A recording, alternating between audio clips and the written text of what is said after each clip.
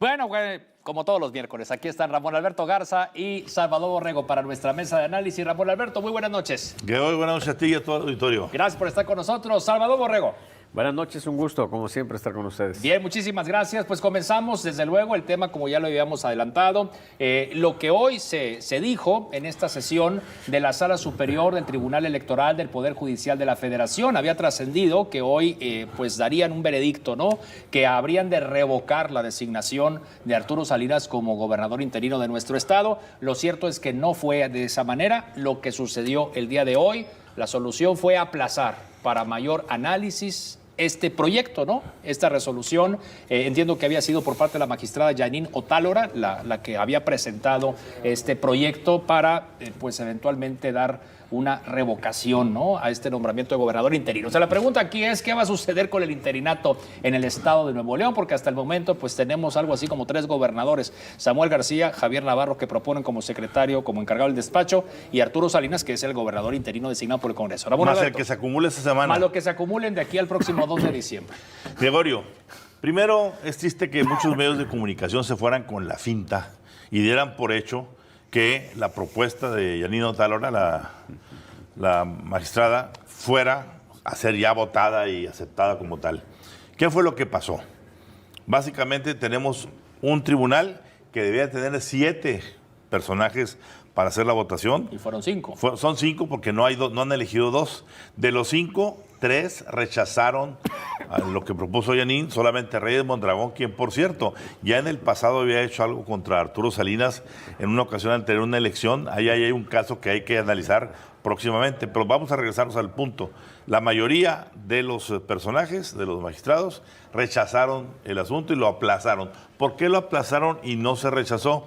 Porque el punto básico es este: no podemos rechazar algo que está en la Suprema Corte, en una controversia que son 2, la 487 y la 488.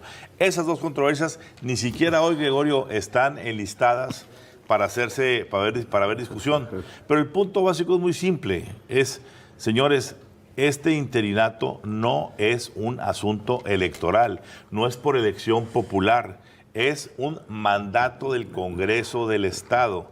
Lo único que se puede debatir, y eso habrá que ponerlo en la Corte, y etcétera, es el asunto de la elegibilidad, la interpretación de esa figura, que ya se ha dicho y ya hay incluso, digámoslo así, jurisprudencia, tanto en la parte electoral como en la parte de elegibilidad, de que esto va para adelante. Aquí hay un juego mediático muy perverso que me llama la atención a mí, por ejemplo, que el gobernador salga el día de hoy con un video diciendo: la manzanita podrida ya se cayó del árbol, etcétera, etcétera, del PRIAN, y diga: ya tenemos todo amarrado. ¿Qué lenguaje es eso, Gregorio, para un gobernador decir: ya tenemos todo amarrado? ¿Con quién amarraste qué? Esto es un debate legal, no de amarres. ¿Amarraste con el presidente? ¿Amarraste con el tribunal?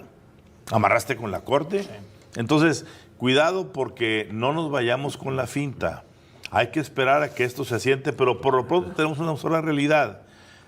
Javier Navarro está para los 30 días que va a ser la elección interna de MC.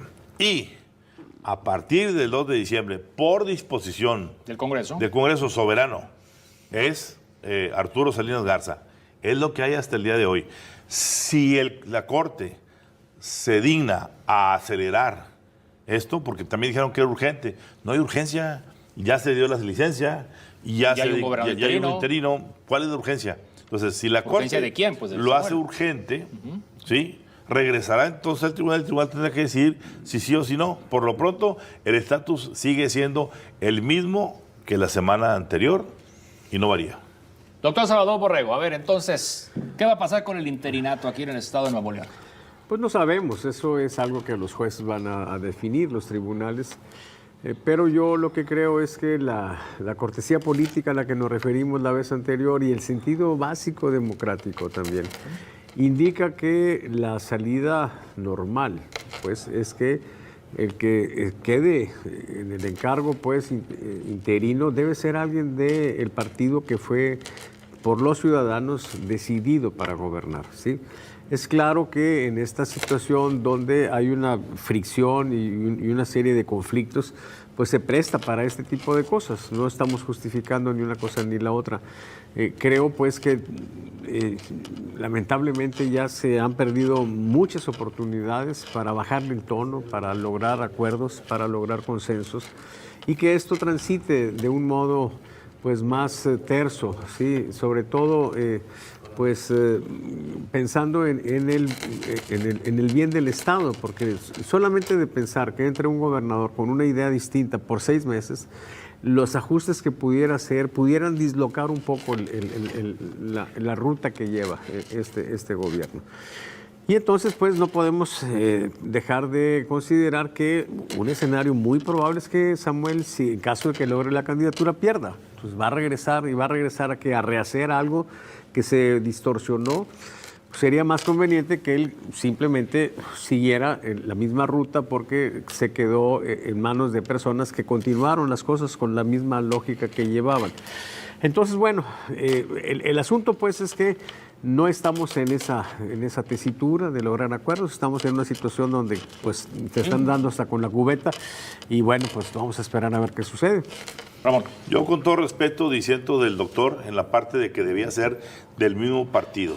No hay ninguna parte en la legislación y ningún elemento legal que diga que tiene que ser el mismo partido. En la nueva Constitución. En la nueva Constitución. ¿Anteriormente era la usanza o estaba en Eran usos y costumbres siempre y cuando, por ejemplo, si tú quitabas un gobernador por corrupción, etcétera, había ocasiones en que podías meter a alguien en otro partido si el Congreso así lo disponía. Sí. El Congreso es soberano de ponerle el interino que quiera por el tiempo que se solicite la licencia. Aquí la usanza era que era del mismo grupo, del mismo partido, ¿no? Era usanza, pero no hay ninguna ley que lo marque así. Por tanto, hoy, ¿esto es producto de qué? Pues de que si el gobernador nunca le ha cumplido al Congreso lo que siempre ha pactado y le ha fallado, la respuesta no puede ser del Congreso una respuesta de tender una mano a quien diariamente o semanalmente les da un par de bofetadas. Yo creo que tendrían que ser todos los hombres del Congreso unos masoquistas para poder aceptar que un gobernador que a diario, vean por favor el video de hoy, es ridículo hablar de su potencial interino como la manzanita podrida, ¿sí? Que se cae de un árbol que también está podrido. No es necesario, ¿no? No, es rudeza verbal innecesaria. En política la forma es fondo, decía Jesús Reyes Heroles.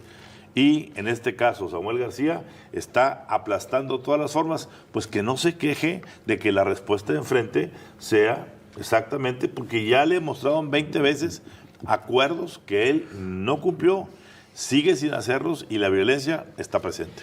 ¿Tiene relevancia o no tiene relevancia este fallo por parte del juez federal, el que ya hemos hablado aquí, el juez federal en Reynosa, que concedió a Javier Navarro, secretario de Gobierno, la suspensión definitiva en un juicio de amparo que había interpuesto contra la designación de Arturo Salinas? ¿Esto es relevante para todo este tema? Yo creo que todo esto va a terminar sujeto a la decisión final que se dé tanto en la Corte como en el Tribunal Electoral. Y eso, pues vamos a ver cuándo se da.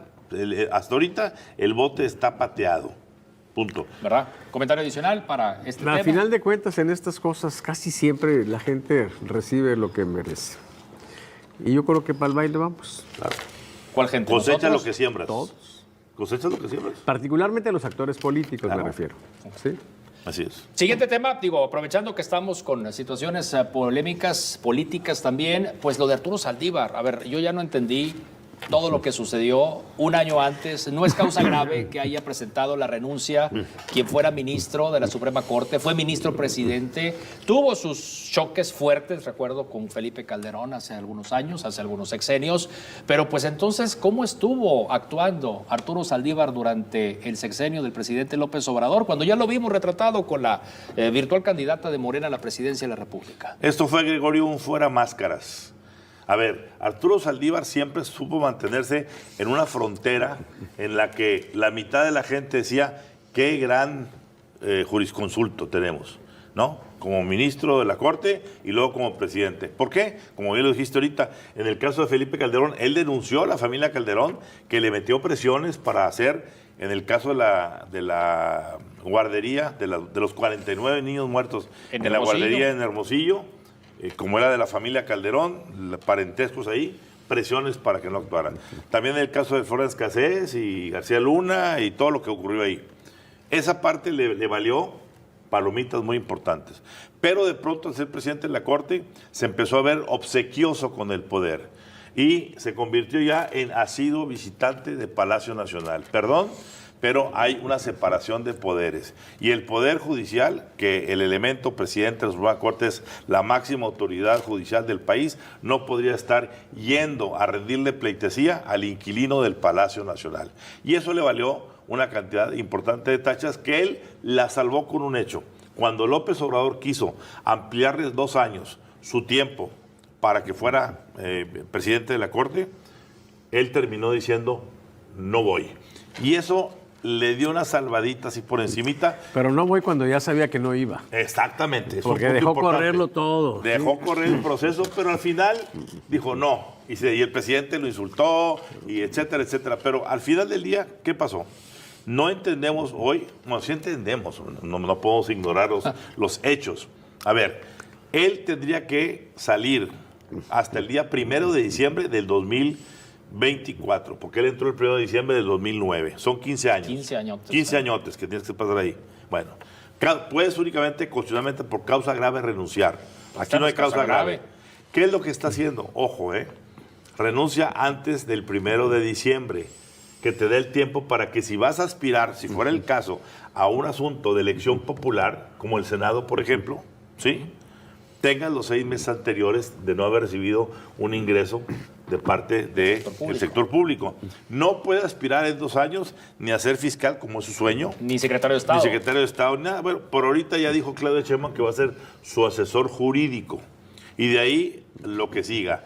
Perdón, Gregorio, es muy vergonzoso, triste y lamentable que quien fuera un presidente de la Suprema Corte de Justicia de este país se haya exhibido de tal manera, mostrándose morenista, mostrando cara directamente partidista y diciendo, como pasa internamente, y lo peor, se está haciendo a un lado para que el presidente, porque si fuera hasta diciembre del año que entra, al nuevo presidente que venga le tocaría. Él está dando entrada a que el presidente López Obrador pueda nombrar otro ministro, claro, ya serían o ministra, 5. y él ya dijo el presidente. Pero ya que le salieron 2 conservadores. Dijo 2 conservas, no inventes cosas que no son. De 4 dijo 2, no me salieron buenos. A ver, incluso la regimontana Margarita Ríos Fajar, que se la haciendo honor a su apellido, se la ha fajado bastante bien. A ver, el presidente no puede esperar, ese es el cinismo que no puede ver un presidente, que esté diciendo que él espera que los que él nombra sean de él y voten como él quiera. No son tuyos, presidente. Tú propones, el Senado dispone y que cada quien diga lo que en su conciencia jurídica sea lo correcto. ¿Qué va a pasar en la Suprema Corte, doctor? A ver, lo que tenemos nosotros es la pretensión desde el gobierno de que la causa de la 4T es una causa suprema, ¿sí?, y que eso justifica todo. Pero muchos pensamos que la causa de la 4T es una causa estúpida, ¿sí? Una causa que ha generado muchos problemas porque ha irracionalizado y ha polarizado el país. Entonces no puede alguien abrazar eso. Y el problema es que pues hay políticos con causa, eso se entiende, ¿sí? Pero artistas con causa, se va perdiendo el sentido de la cosa. Intelectuales con causa, se va perdiendo la cosa. Hay gente pues que ha enloquecido porque ha tratado de justificar una cuestión, digamos que profesional, con la causa de apoyar a la 4T. Está el caso de Jorge Patterson, ¿sí? Cepeda Patterson. Creo que ya se está volviendo loco por tratar de combinar esas cosas. Y ahora lo que tenemos son jueces, magistrados con causa, ¿sí? ¿A dónde los lleva? Pues a una traición, a la peor traición que se puede tener, que es la traición a sí mismo. Porque si un juez va a darle prioridad a su causa ¿sí?, sobre la condición básica de justicia, de razón, pues entonces estamos arruinados. Y es lamentablemente pues lo que estamos viendo con este hombre, Arturo Saldívar, que por supuesto pues no merece el menor respeto, ¿sí? Inventó una idea terrible, ahora está diciendo que es el nuevo paradigma, ¿sí?, de juzgar siendo sensibles a la opinión pública. Por supuesto que no. La opinión pública puede estar absolutamente equivocada y muchas veces la opinión pública está estupidizada porque no entiende algunas cosas. Para eso necesitamos gente experta que dé un juicio adecuado y por eso los tenemos a ellos. Pero si ellos van a ser sensibles en un contexto polarizante, pues entonces claro que a donde vamos a caer es justamente a la causa de lo que quiere el presidente López Obrador. Y eso por supuesto que está muy mal. Y correctamente lo que es el doctor, ampliando lo que dice, imagínate hoy al señor ministro Saldívar saliendo a decir en entrevistas que él estaba en favor de que se discuta ya si los ciudadanos debemos de elegir a los ministros de la Corte. Perdón. A ver, ¿tú crees que el pueblo, el ser ministro de la Corte es sujeto a un concurso de popularidad?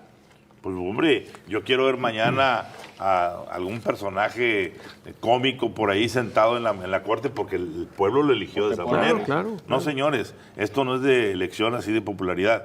Cuidado. De capacidad, Tiene razón el doctor de lo que está credenciales. diciendo. Han hecho de esto ya causas políticas. No se vale que una instancia termine sometida y sujeta, como este hombre lo hizo, y se le acabó su prestigio, se fue a los suelos. Corte comercial y enseguida volvemos porque tenemos, por supuesto, las láminas, las proyecciones de Salvador Borrego. También hablaremos pues de los no recursos, ¿verdad? Los fondos que no se han resuelto para el estado de Guerrero. Regresamos.